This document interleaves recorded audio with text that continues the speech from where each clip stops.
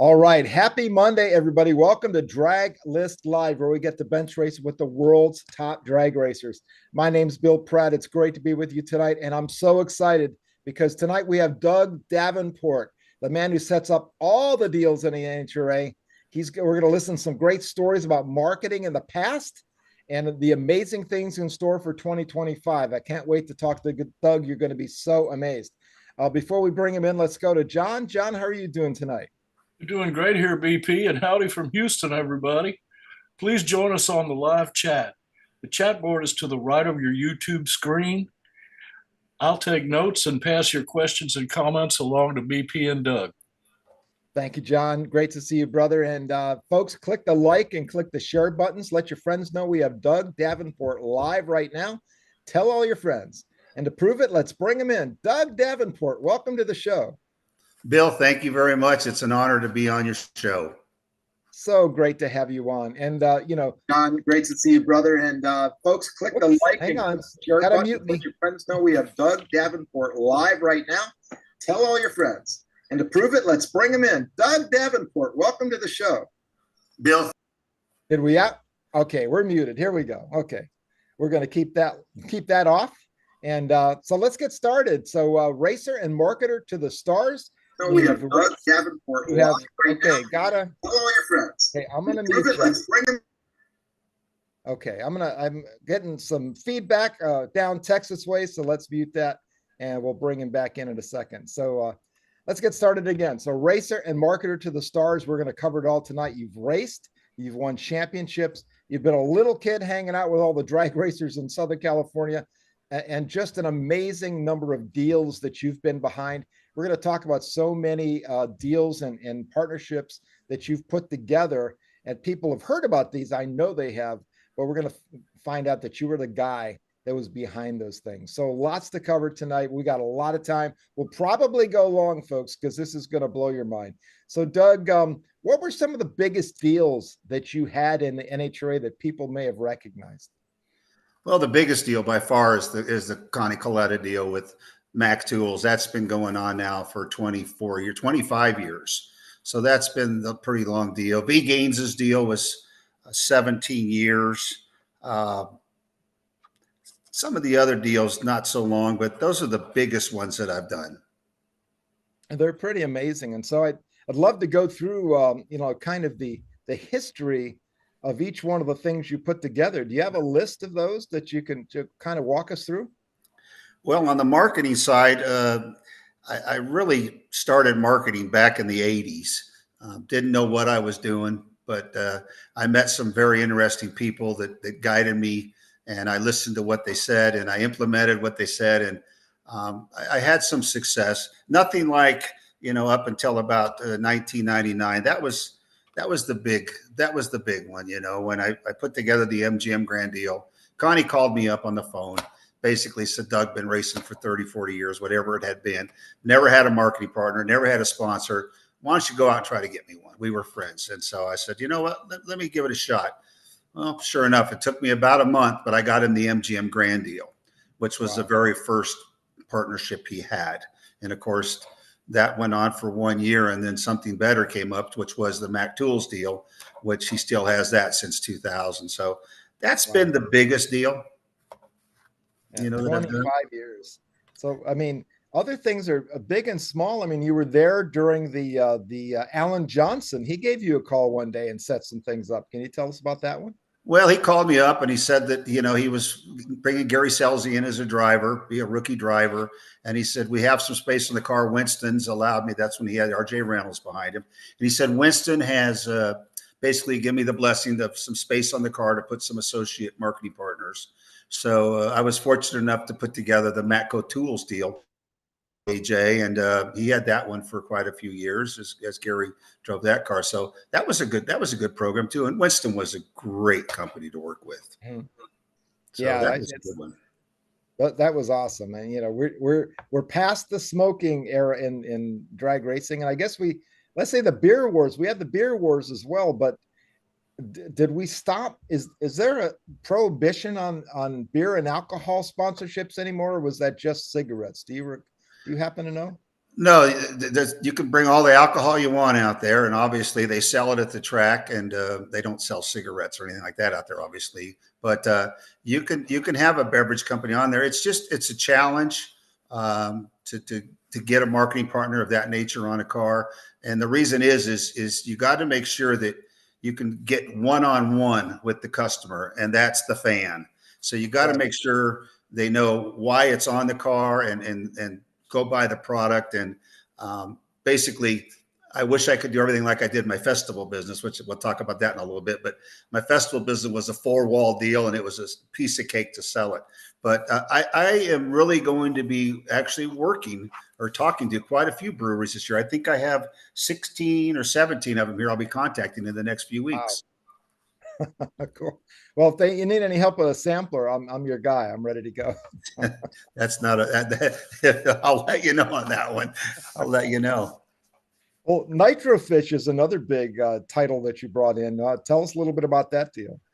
Me and Kenny were friends for years, and back in about 2006, 2005 and 6, actually, I don't know if you remember, in 2005, I bought Joe Amato's team. Forgot to tell you that earlier. Oh my gosh.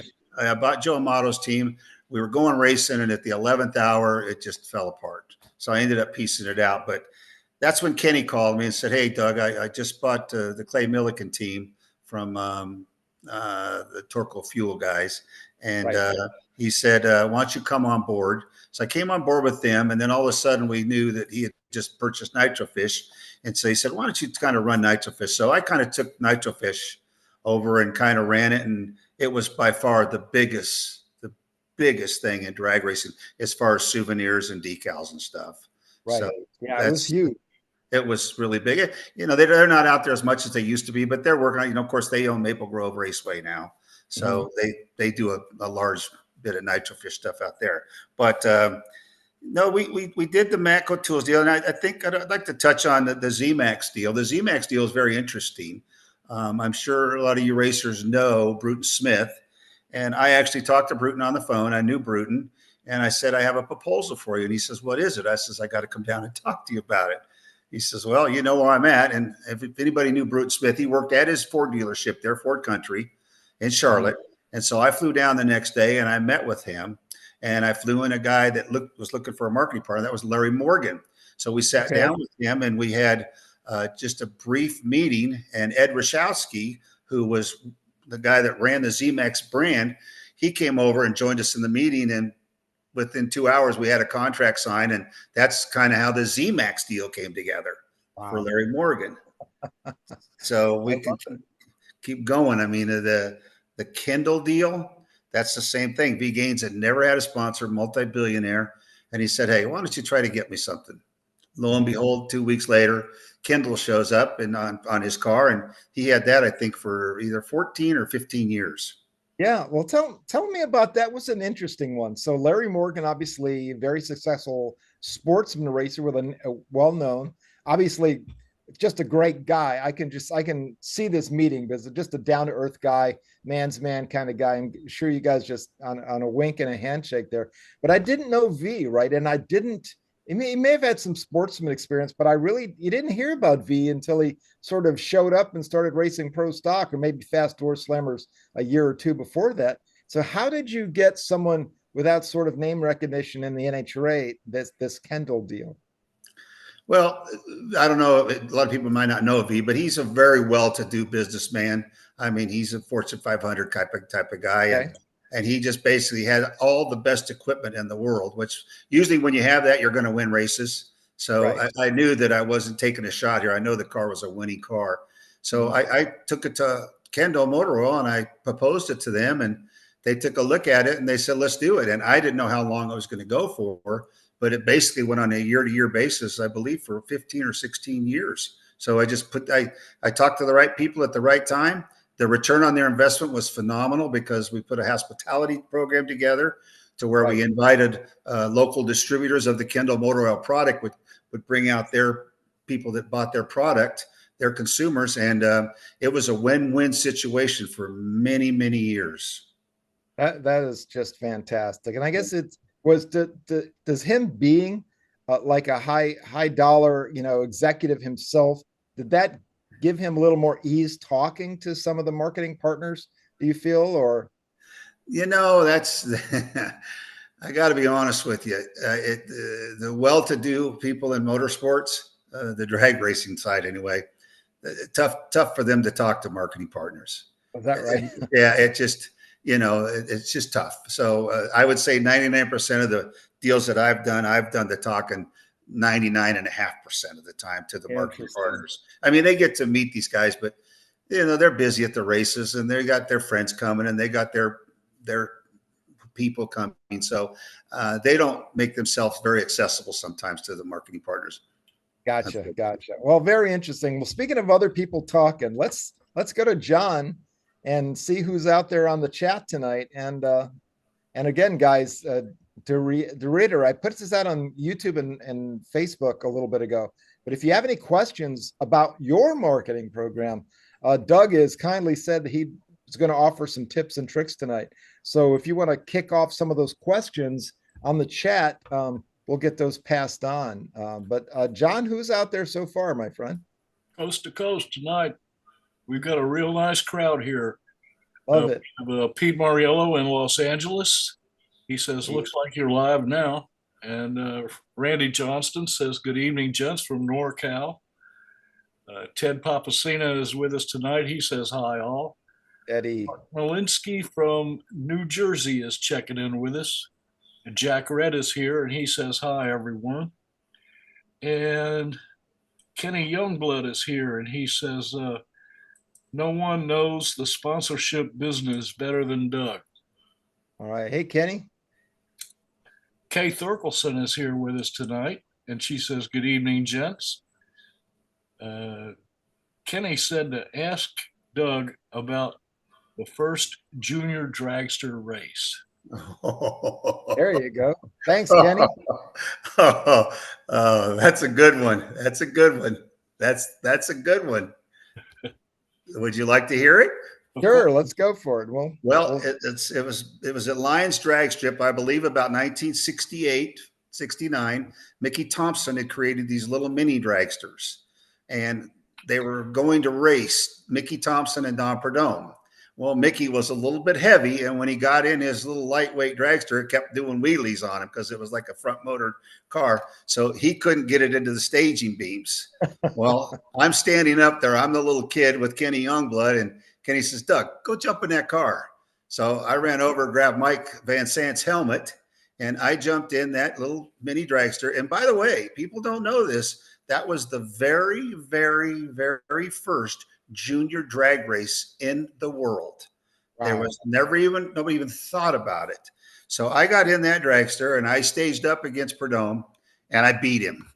And you know what? That was the best thing in the world. But it was something, the crowd, it was capacity. They went nuts. So that's how that happened, the very, very first drag race. So that's all because of Kenny. Kenny's the one that pushed me in that car, said, go do it, Dynamic. Because, by the way, Dynamic has been my nickname from Kenny Youngblood since I was about 8 years old. So, Dynamic Doug Davenport. We got to hear live, folks. I love it. Well, you're probably the only guy in the stands. Back in those days, lighter than Perdome because he used to be a rail. Yeah. Well, right. That's a fun one. That's a good one. John, anybody else with a thought? We are caught up for the moment. Oh, wait a second. He says, Kenny said Doug was lighter than a snake.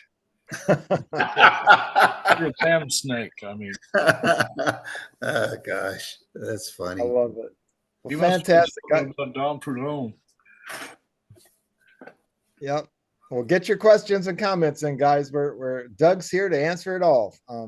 So, Doug, let's go to the next thought here, which was, tell us about this amazing Big Daddy Don Garlits story from 2001. That is not to be missed. That was a very interesting deal. I had a friend of mine that lived here in Las Vegas named Gary Clapshaw, who owned a Top Fuel team. And the prior year before that, 2000, he got runner-up at the U.S. Nationals. Well, Don Garlits wanted to run the 2001 U.S. Nationals, but his car would not pass tech. And he found this out the week before the race. So Gary Clapshaw reached out to Don and said, Don, I am pre-entered into the event. And if you would like to drive my car, you know, if we can find some money, that would be great. And Don says, I'd love to drive your car, but, you know, we got to get some money. So I had just got off a cruise. It was Sunday afternoon. I got off a cruise and I got a call on my cell phone from Gary saying, hey, Doug, we're heading to Indy next week. I said, yeah, I'm going. He said, well, I got a little issue here. I said, what's the problem? He says, I'm not going to drive. Don Garlitz is going to drive the car if we can find some money. So if you have anybody you know that would want to put up a few bucks to cover fuel and tires and maybe a few parts, that would help me out tremendously. I said, let me work on it and I'll get back with you. So thank God it was on my cell phone. I had numbers on there and I called a gentleman named Eric Mullenmeister. He was the head guy at Matco Tools on a Sunday, had his personal cell phone. And I told him that I had Big Daddy Don Garlitz wanting to drive a Draglist next week, and we have no marketing partners on the car, no sponsorships. He says, what do you need? And the reason that came about is because it was Mac Tools' first year sponsoring that race. So obviously Matco Tool would put a dig in any way they can because it's their biggest competitor. And I said, well, I don't know exactly, but if you're interested, I will call you back. So I called Gary and I called Don. I said, I got us a marketing partner. What do we need? And Gary said, well, we need uniforms. We need fire suits. You know, we're going to need an extra pit area. We need a motorhome. We need this, T-shirts. He says, Doug, he says, I'm not the guy that does that. You are. So make a long story short, I got home, got on an airplane first thing Monday morning, and I flew to Indy. And the first thing that I did is I met with the designer there, Fastline Graphics, I believe it was called. I said, we need to design a top fuel car, a Matco Tools top fuel car. And they said, I said, for Don Garlitz. Oh, it was all hands on deck.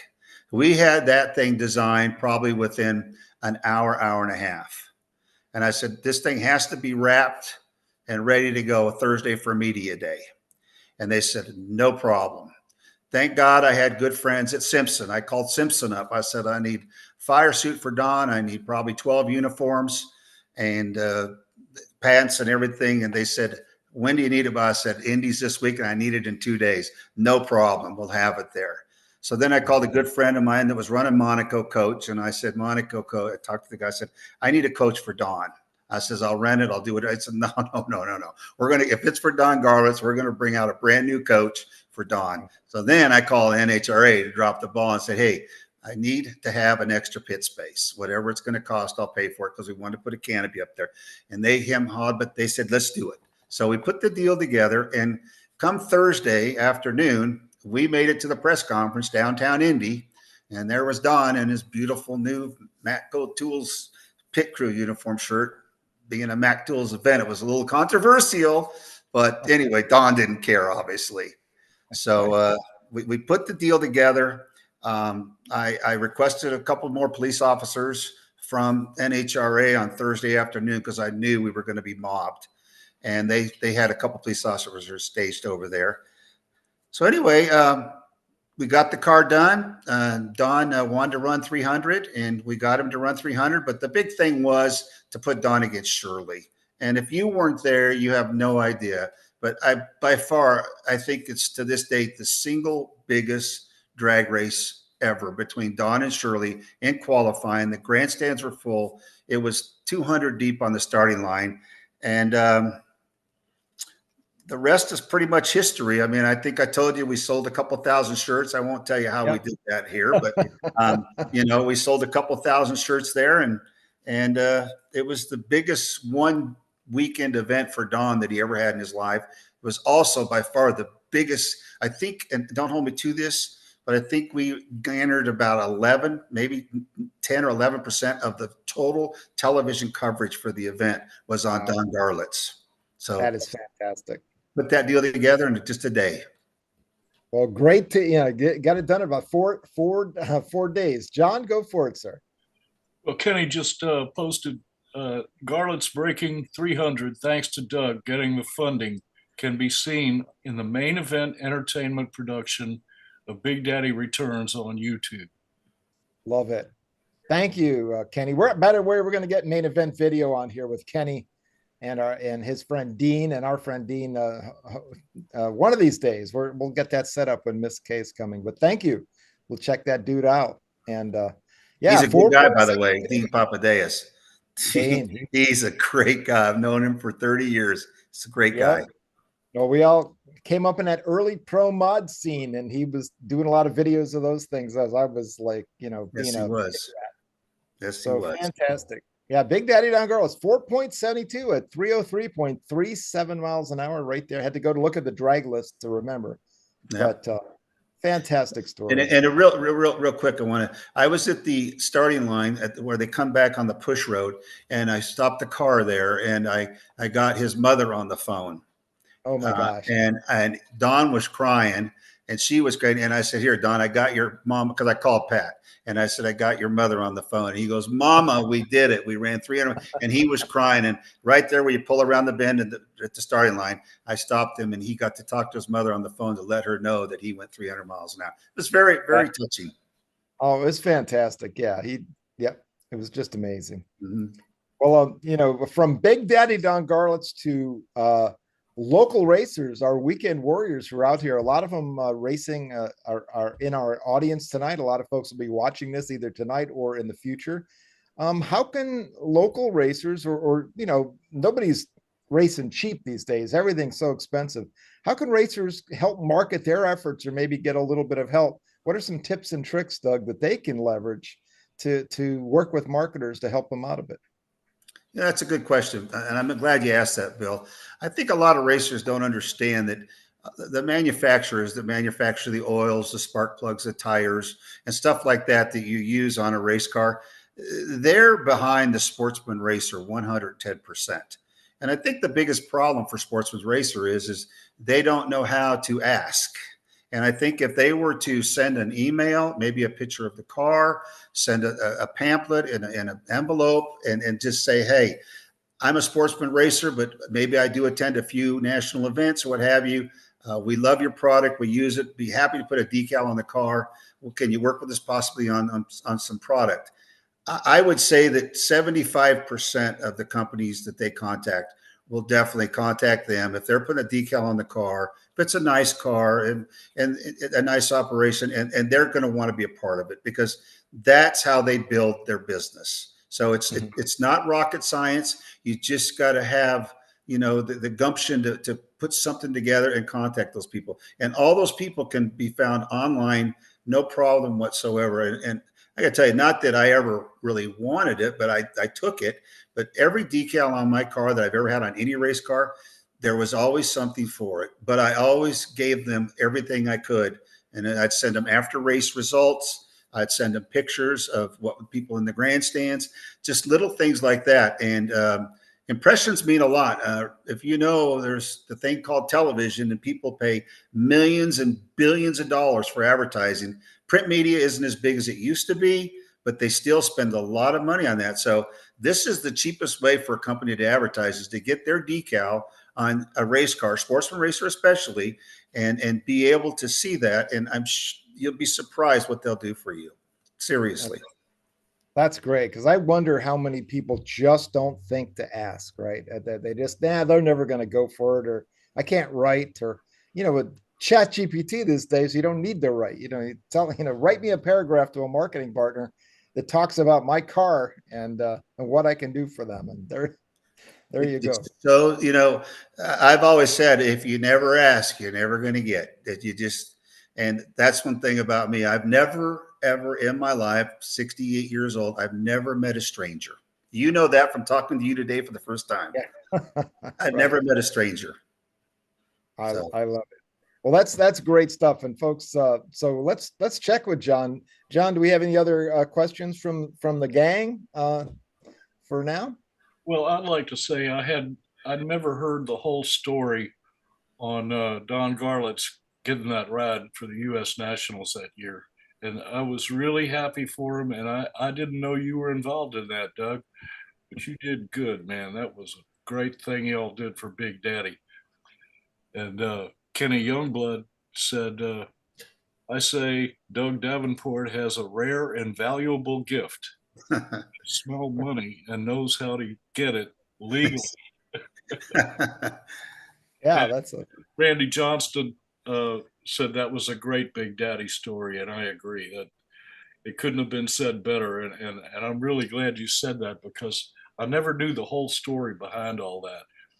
When they interviewed Garlitz, he said, "I want to thank Matco Tools, and I want to thank Gary Clapshaw," and he went on and talked about getting that dragster for that race. And I never knew the whole story, but I do now, and thank you. You bet. That's really amazing. Well, someone's got to be behind the scenes, and there's so many unsung heroes in the sport. But That's the right. guy who brings the money and makes the deals, that's pretty huge. Yeah. Let me say something. I don't know how many people's watching right now, but chime in and ask me a question. Don't be afraid, because this is why you're probably not getting what you need. Just chime in. I'm here. I don't charge a dime to answer your questions. I don't work for any teams. I don't charge anybody anything until I get them something. So it's my dime until I get them their return on their investment or whatever, because they're the one that spent the money. So if you guys have any questions out there, if you're all listening, just ask me anything. I'll be happy to give you an answer, and hopefully it'll help you. And at the end here, I'll be giving out my new website and my email.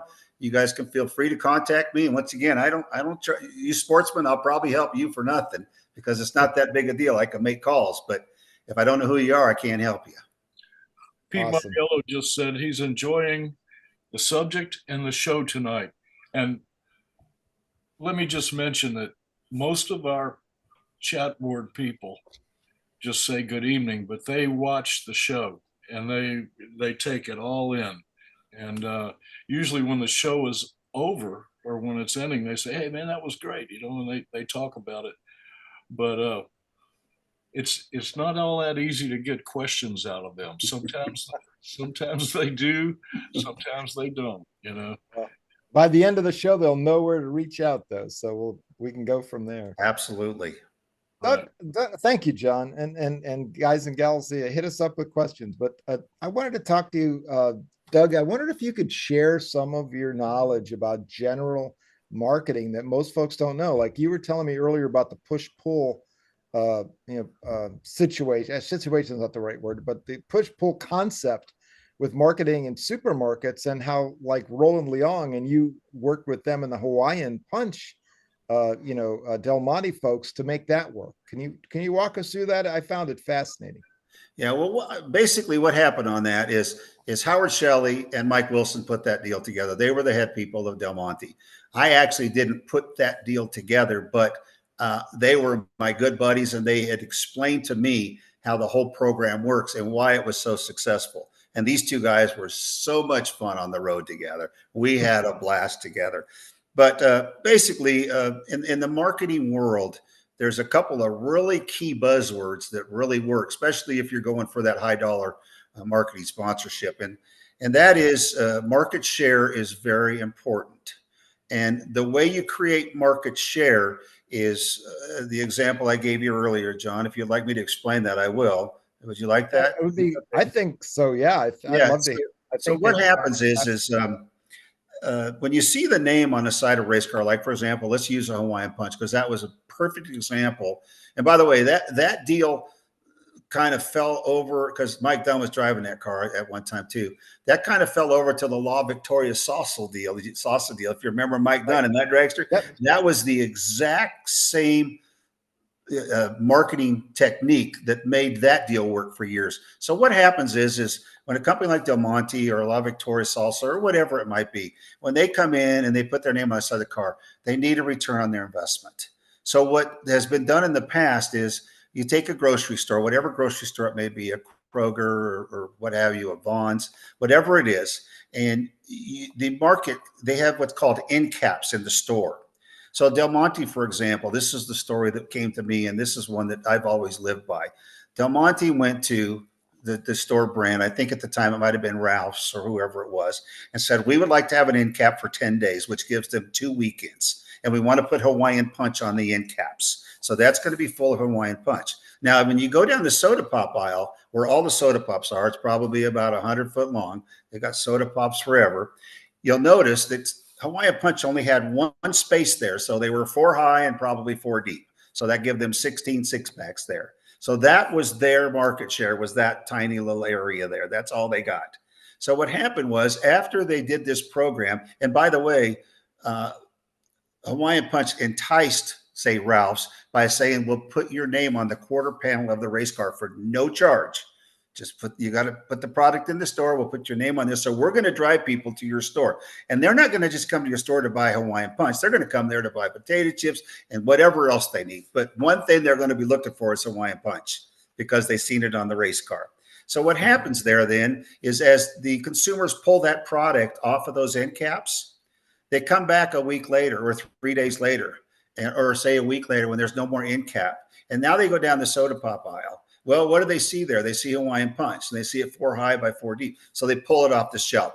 It's a push-pull program. Hawaiian Punch, push the product into the store. The consumer's got to pull it off the shelf. Every retail sector, everything you see in a grocery store, a liquor store, an automotive store, it's push-pull. They push it in, you got to pull it off. So what happens is all of a sudden the Hawaiian Punch aisle, the little single aisle, starts running out, and it's running out on a daily basis.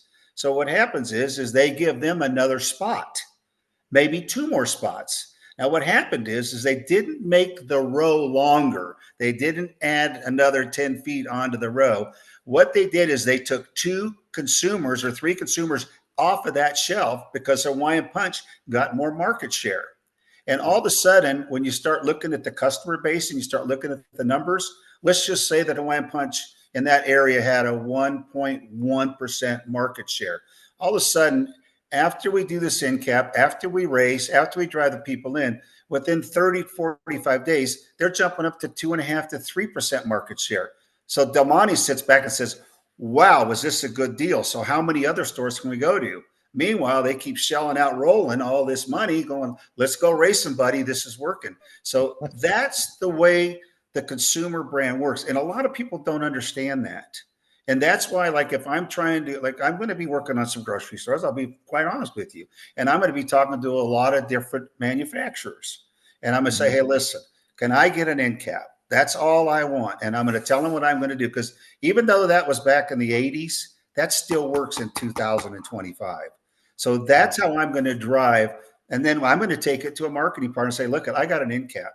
That's priceless. I'm going to tell you one of the big ones I'm going after Walmart. Sorry, but I don't mind saying it because I know the people down there in Brenton, Arkansas. I'm going to go after Walmart and say, give me an end cap. Just give me 3 end caps a year. And I will put you on the map. So there's your perfect example. That's fantastic. It's fascinating. And you know, the interesting thing is about those, and I used to work, I'm back in my teen days, 50 years ago, I worked at an A&P, the old Atlantic and Pacific Tea Company stores. It's been bought out a million times by bigger companies. But, back then you just we didn't really do it the way we're like now. It's like corporations come in like Pepsi and Coke, right? They negotiate for that space, right? On those end cap. Back then, I think we just kind of filled what we got when we got it. And they probably had started to do some of that rudimentary work now, but the modern stores now, pretty much every inch of those display cases is negotiated for. Isn't that the case? Oh, that's 100%. And what people got to remember is those people who came in, they probably come in the customer probably comes in on a weekly basis. But the thing is they come in now. One reason they come in is to buy. Let's just stick with Hawaiian Punch. Just buy Hawaiian Punch. The same thing with La Victoria Salsa was the same thing. They did an end cap. They did the same exact model, and it went through the roof. And it's a funny story because I think the parents passed, and it was a brother and sister that owned La Victoria Salsa, and the sister hated drag racing. But the brother just kept shoving it in their face. Look at the numbers. And if you knew this guy, he was a great guy. He wore shorts and a t-shirt at all the races. He was a CFO or CEO of the company, but his sister hated it, but he loved it. And the numbers were there. So that went on for several years with Mike Dunn, if you remember that. I love it. That's great. And speaking of Mike, we chatted with him at Bruce Larson's house a couple of months ago. He will be coming on sometime this year. Just got to get the dates right. So that's fantastic. And I learned so much talking to you before the show, and definitely wanted to share that. But let's take it back to like legit. We mentioned a little bit with Kenny Youngblood earlier, and when you were a little kid. Take us back to your childhood in Southern California, because you were right there, and I mean, you were there in the middle of Bellflower, and I mean, just that town alone. envisions, drag racing. Tell us about a day in the life of Doug Davenport, dynamic Doug, in Bellflower, California, and some of the people you got to hang out with. You name it, I hung out with them back then. I mean, there was the Condit brothers, the Beaver brothers. I remember John Force coming into my skateboard shop when I was 18 years old, saying, "Hey, Doug, can you sponsor me this weekend for $250 for the entrance fee for Orange County Raceway?" I mean, all those guys, that's what they did. They got off work at night and they all come over, mostly to Steve Pluger's. His shop was across the street from my dad's business. And then behind us was Dick Olson's Competition Fiberglass, right behind us in the alleyway. And then right on the corner behind that was Don Kirby's painting place. Wow. So, I mean, that was the mecca of drag racing. And basically, you probably don't remember Roger Lindemood, but he was across the street the other way with the Color Be Going. So, I mean, there was so much stuff going on. And me being a little guy, I used to ride my bicycle over to the race shops at night. And it was kind of neat because whoever had the pickup truck would take me home. The last person to leave would take me home. And I mean, being a little guy and being around those guys, I heard some of the best racing stories ever. But the people were just fantastic. And Bellflower was where really a lot of the drag racing started. That was SoCal. Woody Gilmore was only about 8 miles. Velasco was around the corner. Gary Densham his racing team was right around the corner. And then he didn't have a funny car. He was running a roadster or something of that nature. But everybody was there, and I just got hooked. And then I'm meeting guys like Kenny. And I told you, when I was like very, very young, 8, 9, 10 years old, I entered a lot of model contests. I used to build the little model cars. And I would spray paint them, and I won every show because Kenny would hand letter all my model cars. That we kind of cheated a little bit because you're supposed to about bringing in a ringer. Yeah, I brought in Kenny, and he used to hand letter my little cars. A lot of Invader cars were done back in the day. Oh, a lot of Van Sant stuff. Oh, fantastic! A lot of Mighty Mike Van Sant, my hero. Well, I think we all around the world and certainly in the country saw your neighborhood in the magazine pages because the famous picture of Kirby's with him and the letterer standing out front of all the that's the Nat Quick. That was Nat Quick. Nat Quick in 1972. That was amazing. But tell us about your trip to Indy with a certain Top Fuel team. Which one would that be? Oh, that one. That's something that I don't know if I want to remember that, but I think I told you it was back. God, it must have been 71, maybe 70. I was friends with Jeb Allen, and I knew his dad and his brothers. And he said, "We're going to Indy in next week or 2 weeks." And I said, "Can I go?" I asked my dad. He said, "Hey, if you want to go, go." Well, I didn't realize what I got myself into, but sure enough, it was Guy drove the truck. I think Les was driving the car, and I think his wife went with us. And me and Jeb were in the back of the pickup truck with a camper shell on from Bellflower, California to Indianapolis. Oh my God. We had a furniture mattress back there in the back, like a bed mattress. And we rode all the way to Indy and back in the back of that pickup truck. Jeb will remember that too, if you ever get Jeb on the air. That's quite a story. Jeb is amazing. Many people don't know this. One of the few Top Fuel racers or any type of racer who's won world championships in all 3 major organizations. Because one of them's, IHRA is trying to come back. AHRA is gone, but he was the AHRA world champ, IHRA world champ, and NHRA world champion in Top Fuel. And just an amazing guy. Yeah, Jeb Allen. Man. He was a great guy. He still is. I mean, I'm sure he's still with us, but I haven't talked to him in years. But that's just one more story. Amazing. Let's go to John and see if anybody else has offered any questions or comments on the chat. John?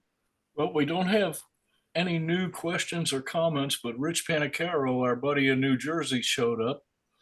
And hey, bud. I'm going to get in touch with Rich later. I have his graphic done for him. And I'm really enjoying this interview. The stories that you're telling us, Doug, it's just opened up a whole vista of information that I had never heard before. And I'm just really glad you came on the show with us.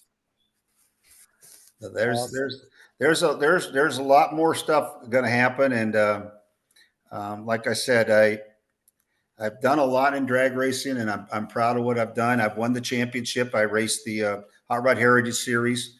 That was I don't know if we want to talk about that for a second, but let's let's jump on that here in a minute because there's a Yeah. couple more things to talk about, but definitely want to talk about that. John, what do you got, sir? Yeah, we got a comment here from Kenny Youngblood. He said, Doug, would crew chief the Invader win Bakersfield with his nostalgia dragster, win MT Stadium race with his quad?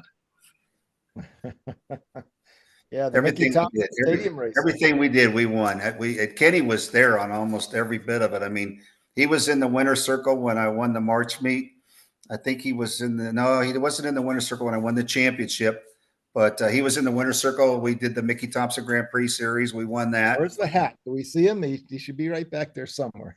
I'm sure he's somewhere, but he's Well, he's been involved in just about. I mean, if anybody was going to write a book on me, he would have to be the one to write the book because he probably knows more about me than anybody. That's just God is my witness. He said they ask you about the hydro seat. Oh, that was an interesting story. It's kind of a sad story, but they in drag boat racing. I forgot all about that. I didn't put that in here, but I started a company called Hydrotech back in the mid '80s. They canceled drag boat racing because a lot of people were getting killed. And after Cecil Florence got killed in Phoenix, they said that's it. IHRA or not INDBA, Hot Boat, IHBA, and a couple other organizations, they had to stop drag racing because they couldn't get insurance. So I said there's got to be a better way. So I came up with an idea, and I think Kenny drew it, and it was called a hydro seat. And what I did is I basically took a top fuel cage, funny car cage, and I put little bars on the side with these little clamps on it. And it was basically, it would fit in on the running rails of a top fuel hydro. And you would basically be strapped in this. And I took it up to DEAST, safety equipment at the time. That's a kind of an old word, DEAST safety equipment, but took it up to them. And I said, I need to build some flotation. And Jim D said, take my shop, whatever you need. If it's going to save lives, take my shop. So we kind of invented this thing. And believe it or not, I think, yeah, Kenny was there when we tested it because I tested it off a diving board. We threw me off a diving board and we wanted to see how it was going to float you. Well, unfortunately, the first time we did it, it floated me face down. That didn't work. And I was the one strapped in the seat. But yeah. I think Kenny jumped in and I think Don jumped in and flipped me back over. So back to the drawing board we went and we corrected that. And it was the very first hydro seat ever made. And very unfortunate, but it was supposed to be in a boat at I think it was Cascade Lake with Billy Todd's boat. And for some reason, it just didn't get in that weekend. And Billy succumbed at that race, unfortunately. But it did get put in Ron Braxman's car, Ron Braxman's dragster. And up in Bakersfield, I think he was going not quite 200, but he flipped and he was in the cage and he rolled and rolled. And guess what? He walked away from it. So that was the very first you got to be careful using the word safety because safety means to protect from injury. So that was the very first protective cage or safety cage that was ever built. And then, of course, from then on, within a year, they had the capsule. So, and actually, me and Kenny took the cage, we put it in a dryer, an empty dryer box, your dryer for your at home, like washer dryer. We put it on an airplane and we took it back to K&K Insurance in Fort Wayne, Indiana. And we put it right in the middle of the boardroom, right on top of the desk. And we told these people, listen, if they put these in drag boats, we're not going to have the deaths anymore. And sure, lo and behold, they reinstated drag boat racing because of that seat. Wow. So that's where that came from. That's a fascinating story. And thanks so much for that. I guess I have a question that seems simple now, and it's going to make me sound like an idiot, but was drowning the primary cause of those drag boat deaths? Or I was imagining it might be impact with the water at those speeds, but what was, I know it's kind of a little something that I got from the Coast Guard, Bill, a little something I got from the Coast Guard. Water at 63 miles an hour has the same shore hardness as concrete. Right. So you're going to slide on top of the water until 63 miles an hour, then you're going to serve. So this was basically just like in a race car. If it flips a top fuel car or something, the roll cage is going to protect you. So up until 63 miles an hour, this is going to protect your head. That's not going to protect your legs. okay, because it just couldn't make that. So, but it would protect your lower or your upper extremities 100%. And then at 63 miles an hour, it's going to start to submerge. It won't go underwater, though. It will never go underwater unless all the hydro stuff came off it, but I don't think it can. It'd be impossible. So you would just be laying there in about a 45-degree angle, just like that, just floating there. You might be unconscious. A hook at the top, a round hook at the top, so they could come in and just lift you right up and put you right in the rescue boat. That's awesome. As long as you're 45 degrees, as long as your face is above the water, that's the important. Yep, that's Ron Braxma proved it at 180 something miles an hour up at Bakersfield when he crashed. Wow. Kenny posted that y'all tested it in his pool. It wasn't fun the first time. He said it was the predecessor to the capsules. Exactly. All right. Wow, that's just amazing. Well, you got some any other comments out there, John, for us? Well, you're up for the moment. Awesome. Thank you, sir. So you're about to increase your presence in the National Hot Rod Association in 2025. Tell us about Dynamic Marketing Partners. Well, I've been retired for a long time and I'm bored. And I've told my girlfriend, Deb, she's with me 100% on this. And I told her I'm going to get aggressive again and get back in this pretty much on a full-time basis. And I have several top fuel teams. I have several funny car teams, several pro stock teams, and several bike teams that are obviously looking for funding. As we're well aware that the car count's not always the best at some of these races, and we need to get 16 cars out there that are fully funded that can really put on a good show. So, I eat, sleep, and breathe NHRA. I think it's a great organization, and it's the place to be. If you're going to be in drag racing, it's the place to be. So, my goal is to try to bring in more money to the NHRA, especially the teams, and get those grandstands packed again. And get the consumers buying the products that are on the racing team. So I think I told you, I don't know, I think I have over 60 companies that I'm about to embark on. Unfortunately, it's changing the name. It took me a little while to get that all done, changing the corporation. We do have a website that's going to be coming out in probably 2 weeks. So I'll give you that whenever you're ready for it. And I think we're going to be very successful. I think it's something that's going to really work. And with NHRA, in a perfect world, with them working with me, hopefully on the midway part, and to keep the marketing partners happy, we're going to make this a win-win situation for the teams, for NHRA, for dynamic marketing partners. Everything's going to be a win-win situation. And the key to me is I don't need anybody's money. I don't do this for money. I do it for the passion of the sport. And I am not asking one race team. I'm not asking anybody for any money. I'm putting up every dime to promote and market this to get it to the racetrack. And once it gets to the racetrack, that's when I get paid my commission. But right now, it's my dime, and I am on a vengeance to really, really get, I think, NHRA where it needs to be. I watched NASCAR last night. It was fantastic. But, there's just no reason why NHRA and the people out there can't be like that. They have everything there. They have the facilities. They have everything. So, kudos to them for providing these racers the facility, a safe facility for people to race in. And I don't think it's as hard to sell as people think. So I'm positive my cup's always half full. So when I go in to talk to these people, there's not a question. I firmly believe that I can sit in any meeting with any Fortune 500 company in this country, and there's not a question I can't answer about drag racing or about why I want them involved in drag racing and why it's going to work for them and their return on the investment. And that's pretty much our motto here at Dynamic Marketing Partners.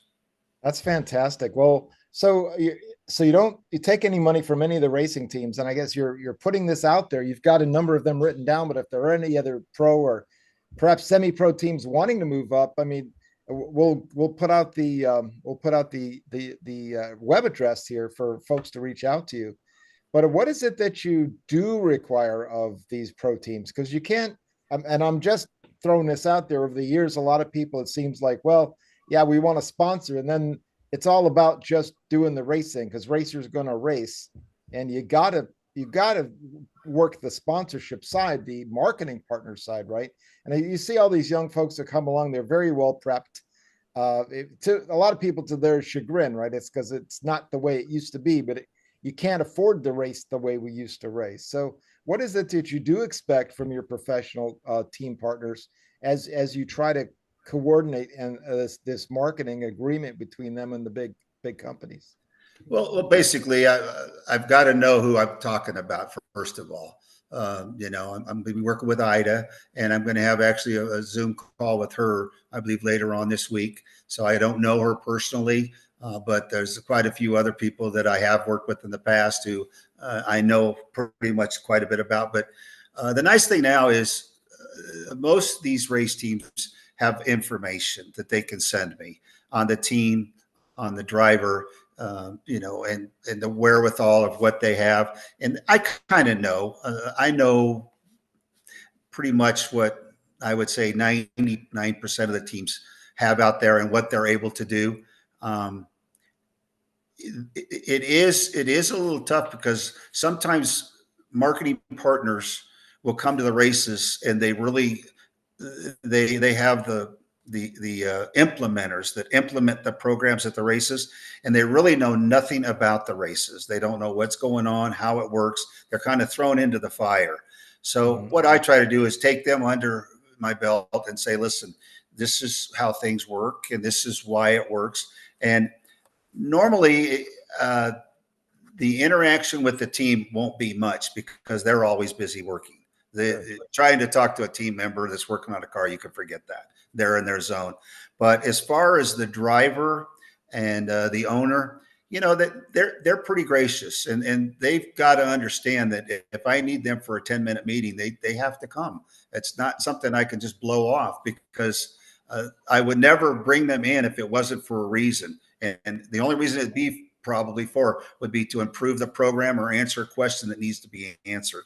Because I can't always answer the questions for the marketing partner. The marketing partner can tell me to do something, and when I go to the team owner, they going to ask me why, and I'm going to say because that's what they want.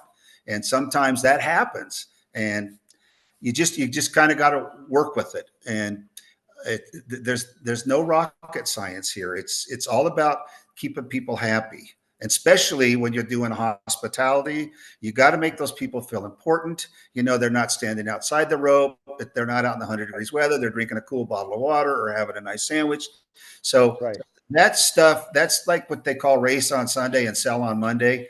So if you have hospitality, you're bringing people out there that normally are buying or connected with the product that is on the side of that race car. And you just, sometimes you got to handle them with kid gloves, but I think right now everybody is paying attention and everybody wants a marketing partner. And I think they're realizing what they have to do. Because like I said, you deal with some of these guys that have so much money, so then we got to get the driver involved. You can't get the crew chief. So the driver is the key component in anything we do out there. He's the key. And I don't know one snobbish driver out there. They're all pretty good guys. Yeah, they're amazing. And you mentioned Ms. Zetterstrom, and we were talking to her about coming on. We almost had her this in January, but something fell through. We've been talking, so we're really looking forward to getting some of these great races. I'll be talking to her this week, so I'll definitely get that line going for you. I'll make sure. Tell her Bill, John, and Kay said hello. We're looking forward. Do you mind if I give her your number? That's okay, correct? Oh, certainly do. We've been emailing. So I will definitely get that contact for you this week. And there's a lot of other people out there that if you ever think you want to talk to, that I could probably get to chime in and chat with you. And you know, it's just interesting to hear a lot of these guys have other businesses. So when they're at the races, they're in their nice coach or they're in their trailer and they're doing their business, and they jump in the race car, the funny car, top car, they drive that and they go back and they do their business. Unfortunately, that's what it is. But you can still get those guys to come out and talk. So sounds great. Well, good. I'm gonna get it set up where you hear the phone ring, it's gonna be me on the other end. We're gonna You make can that happen. call me anytime. Uh, I want to, gosh, I guess we've covered about everything that I'm looking on my list here, and I don't know if I have much more that I can cover. We talked about all the teams that I've done in the past, and I've talked about where I'm going. So uh, reach out, guys, and I'll help you any way I can. Sounds great. Well, I want two things, and one's going to be short, one's going to be a little longer. One is to get that address of your website so that teams can reach out. Do you have that available already? I do. It in a perfect world, it's going to be up by the end of the week, but I will give you my email too. So the website address is going to be Dynamic Marketing Partners the number 1.com. Okay. I don't know if they're throwing the www in front of it or not. I don't know how it's working these days. It's there, but you never have to write it anymore. People just okay. So the website should be up and running by the end of the week. We have a lot of stuff we're putting on it, a lot of decks from teams, and a lot of people don't know what a deck is, but it's just an information file. like a PowerPoint, right? Is that? Yes. So I'll have several of those up hopefully by the end of the week. Those have already been sent over to my website designer, and then my email address, my personal email address is Dynamic Doug. DYNAMICDOUG at gmail.com. Isn't that? No. Is it Gmail? 1957. Oh, yeah, I forgot that. Dynamic Doug 1957 at gmail.com. This is what happens when you hit 68. Dynamic Doug 1957 at gmail.com. Got it. Does Youngblood get a percentage of every time someone clicks that thing, or what?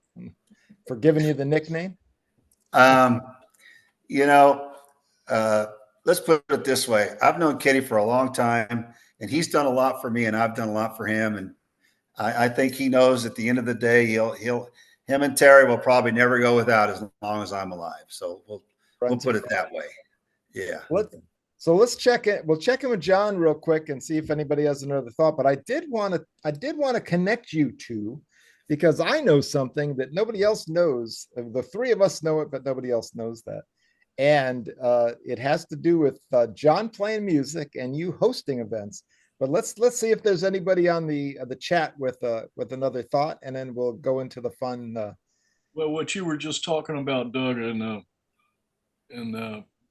obtaining sponsorships and so forth. Rich Panicaro posted. He said, I wish I knew all this stuff before I retired from racing. And Kay Thurkelson says, thank you for being our guest, Doug. And I second that. This has been a fantastic interview. And all of the information that you've given us is just amazing. I didn't know that you were involved in the Kima crawfish boil either, which is also amazing. So thank you. Well, that was the next topic, though. So let's talk about it. So John played there, some music, and Doug, tell us about what you did down there in Texas. Some pretty amazing stuff. Well, the crawfish.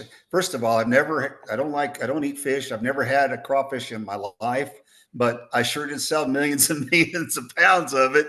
But what happened was there was two of my buddies down in Texas. They wanted to form this festival business, and they wanted me to be a partner in it because they knew that I could market it, because they knew who I was in my racing. So we all agreed, and we were 33 1/3 partners. We all put in a little bit of money at the beginning, and we needed more money. So one partner dropped out before we even did our first festival because he didn't have any more money to put in it. So then there was two of us. And then before the first festival, the second partner, he dropped out.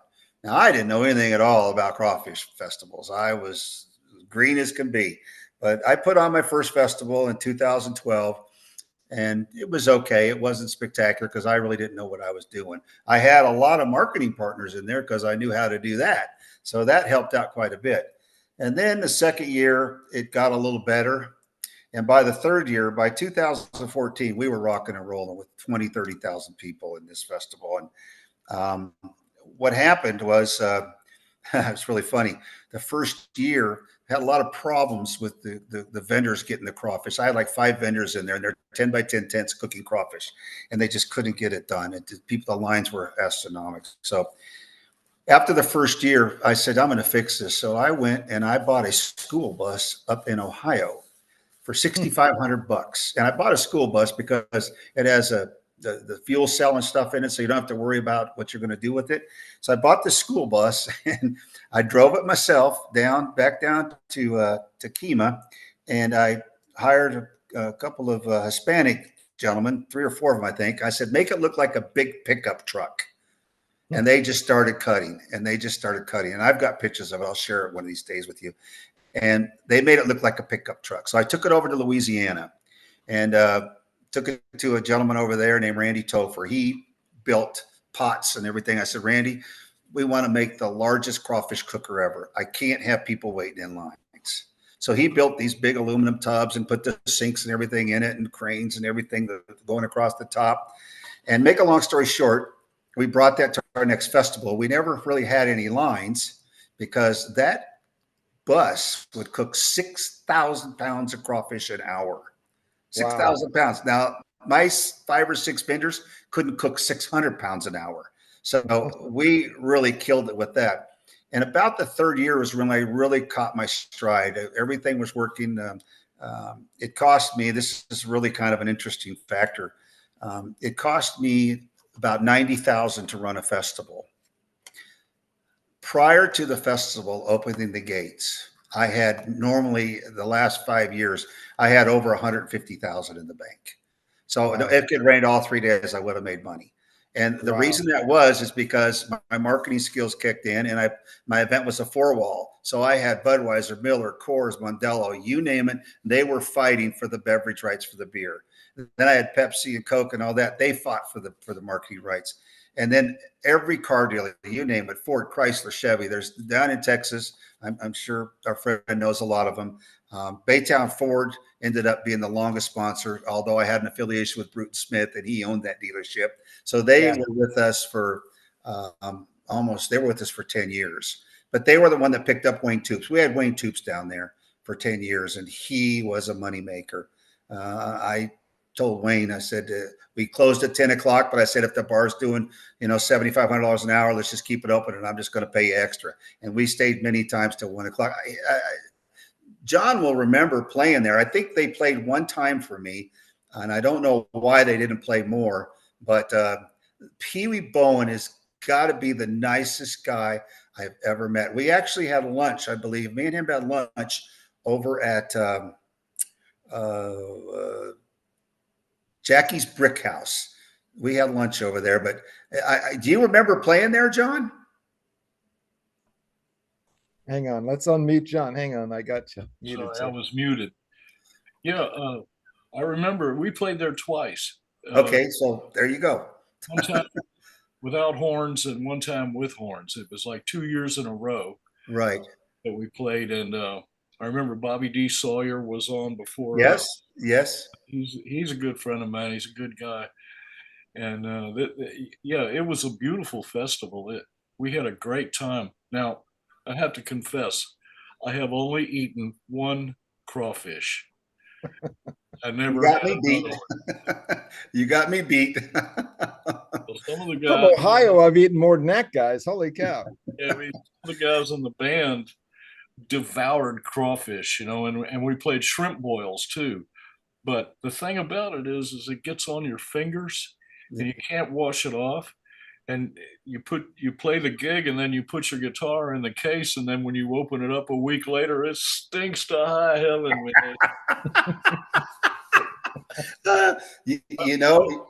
These vinyl gloves, to eat shrimp with. I love shrimp, but no, crawfish, that's not for me. I mean.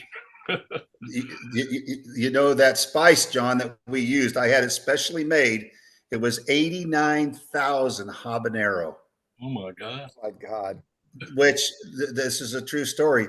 You probably didn't know it, but all my soda booths had a blue ice chest there with a cross across it, and it had a big word called milk on it, because if anybody started choking or having a problem with the heat of the crawfish, you drank milk, and that would fix it for you. And that was per the health department. They made me have my ice chests all over the place with milk in them.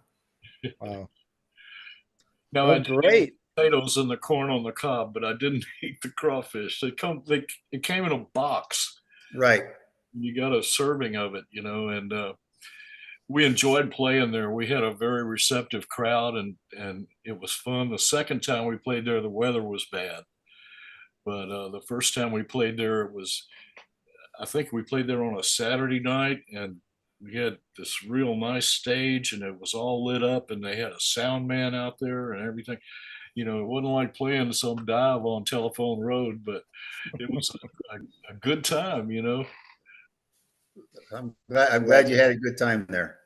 Thank you. I think Doug Davenport's shown tonight that almost everything he does is first class. And man, I tell you what, I had so much fun talking to you tonight. We learned so much. We went over a little bit, but it was well worth it. We warned you up front, folks. So, Doug, love to, we'll keep in touch for sure, but I can't wait to hear how your efforts go with the NHRA. Everybody wants 16 card fields and more if we can get them, except for, you don't want to be the 17th or 18th guy, but that's racing. But really, thanks for those efforts, and it's great to know you. And you've done just about everything in the sport, but you're really bringing us some money for the National Hot Rod Association this year. And I'd love to check in. Maybe we'll check in about 3/4 away, halfway through the year, and see what happened and what you were able to put together, if you wouldn't mind sharing. Oh no, and I'll make sure that if something comes down the pipe, that you'll be one of the first ones. We'll get it emailed to you, or we'll get something to you, so you can do what you want with it. But your exposure for whoever I get, so I want to get them as much exposure as I can. Yeah, we'll do that. Well, whatever your new guy or gal is, bring them on the Draglist Live here. We'll give them a platform, and they can talk all about it. That's going to be super. I'll put that in my wheelhouse, and I'm going to use it. Sounds great. Well, Doug Davenport, thank you so much. So nice to meet Deb tonight. All the best to her, and appreciate you for spending some time with us tonight. It's been a blast, and we will see you somewhere down the road. I'm here for you guys whenever you need me. Awesome. Ladies and gentlemen, Doug Davenport's been there since it was about 5, I think, and is still taking care of us 70 years, 60 years later. Yeah, well, I'm not trying to age you. Take care, sir. All the best. All right. Thank you guys again. It's been a pleasure. John, nice seeing you again. Nice seeing you again, Doug. Have a good one. Yeah. Thank you. Small world, guys. Bye. Bye-bye. All right. Saying goodbye to Doug Davenport. He was amazing. Let's turn it over to JB for this week's JB's Take. John? Thanks, BP. In February of 2002, I had the thought that I hadn't seen anything about fuel altereds in a while. I did a search online and a link showed up called Those Awful, Awful Fuel Altereds. I clicked on it and an article in Photo Gallery showed up that was linked to a website called Draglist.com.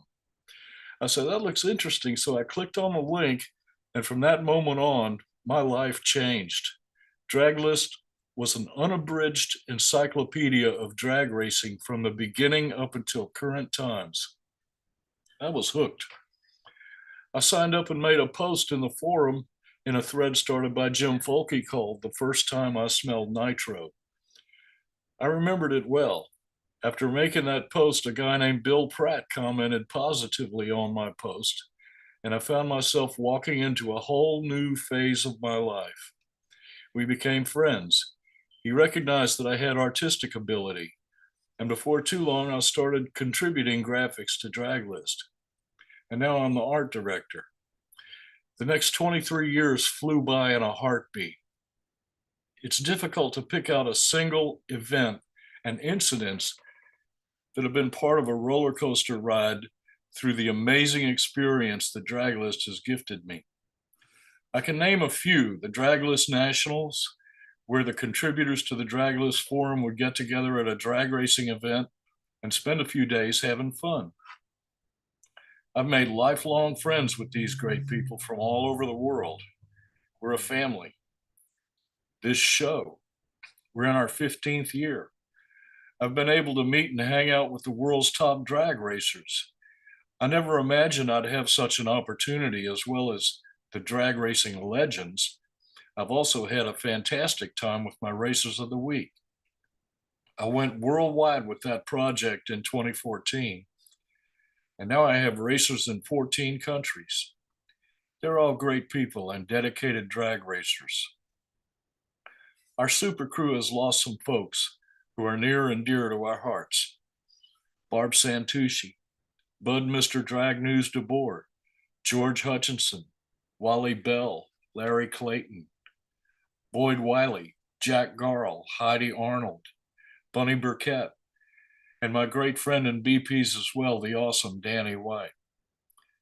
I want to send special thanks to Jeff and Dustin Gilder of Racers Reunion Radio for giving us our start at this endeavor in 2010.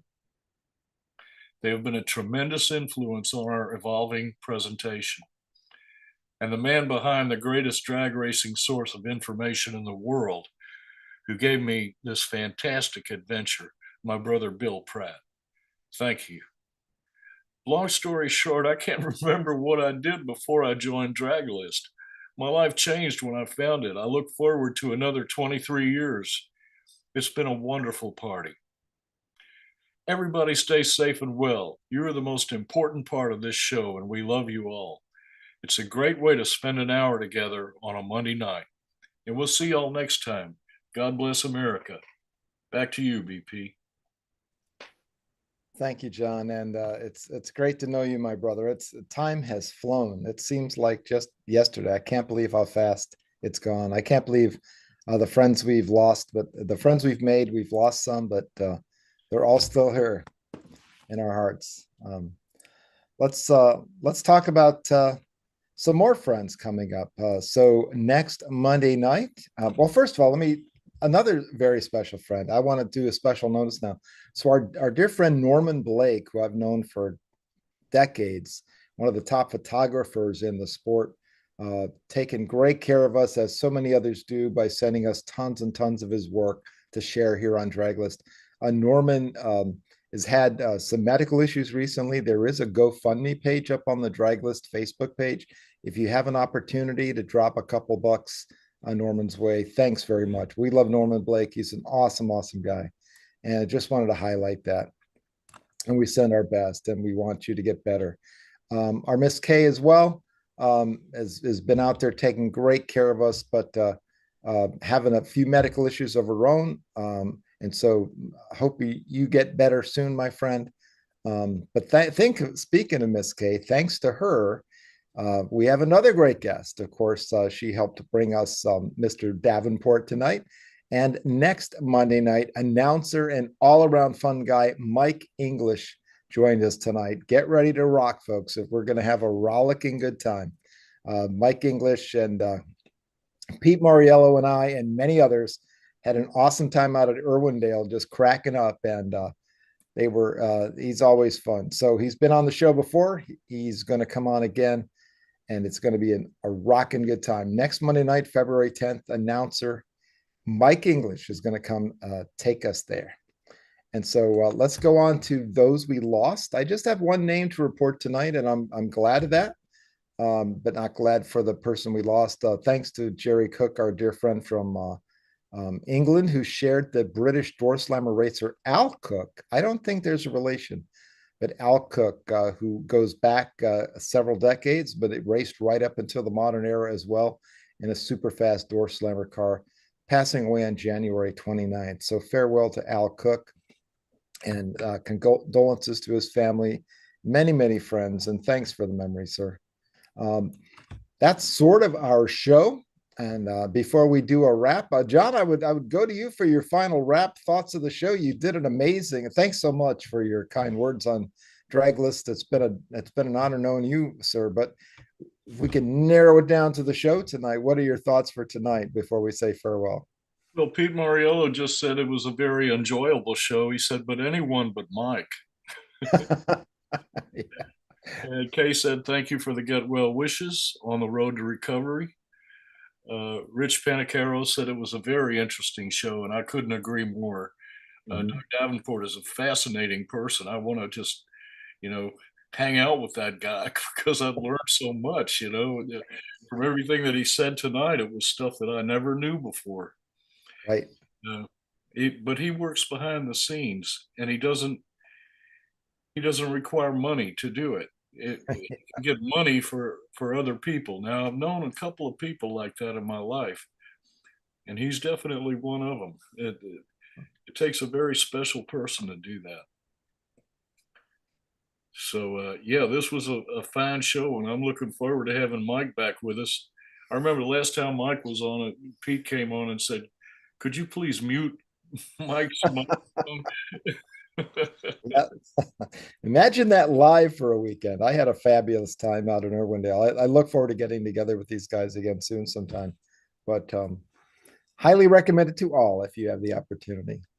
Well, thank you, John. And let's go do our final wrap. I want to thank Doug Davenport for coming on. He was amazing. And John Bockelman, my brother, and talking about our fabulous history here together. Kay Turkelson, who is just doing an amazing job at lining up guests for us. Also, the mini super crew who are keeping the drag lists up to date. Rob McCabe, Mel Bashore, and Ron Toombs. Thank you, guys. Lots of great drag list entries every single week by these three. And thanks to the big man, Danny White, and that they are.